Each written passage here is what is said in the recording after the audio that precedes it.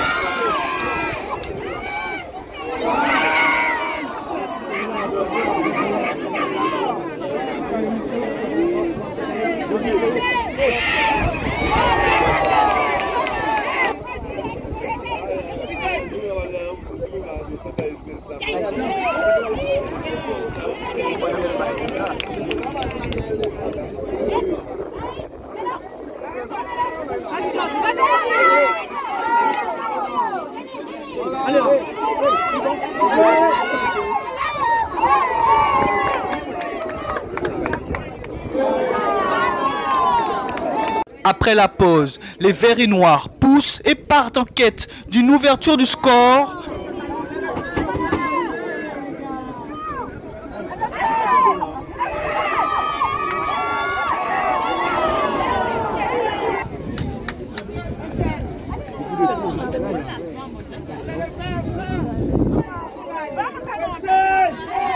La 53e minute est le moment où les franciscains vont obtenir leur récompense.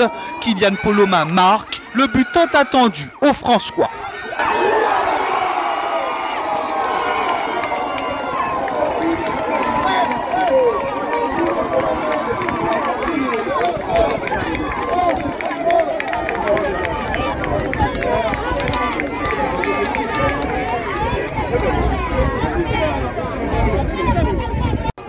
Dans cette deuxième mi-temps, le Golden Lion va jouer comme il sait le faire, mais va manquer ce brin de chance dans la surface de réparation adverse.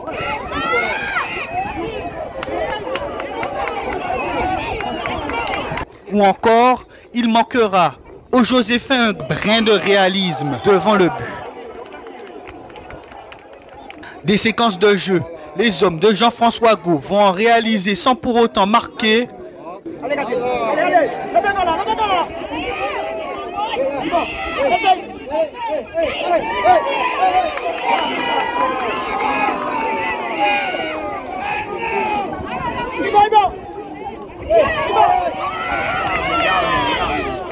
À la fin, le club franciscain remporte ce choc de la 12e journée en R1 sur le score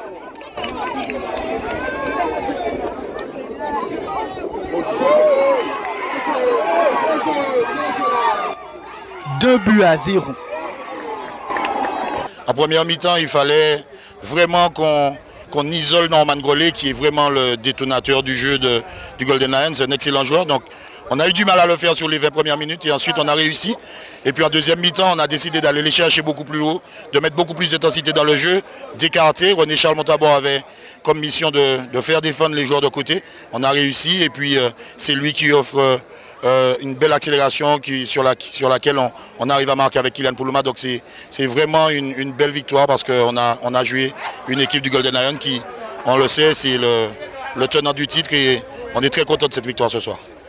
Il y a eu un brin de folie qu'on n'a pas su trouver premièrement.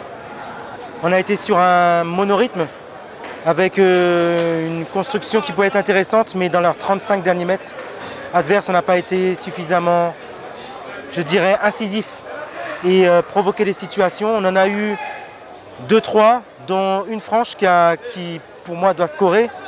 Maintenant, le club franciscain était plus efficace dans leur surface, dans les surfaces, puisqu'ils marquent un but sur 2-3 occasions qu'ils ont aussi. Je n'ai pas envie de mettre ça sur le compte de quoi que ce soit. C'était un match où beaucoup de calculs ont dû être faits. Malheureusement, ça n'a pas été prolifique par rapport aux points ce soir.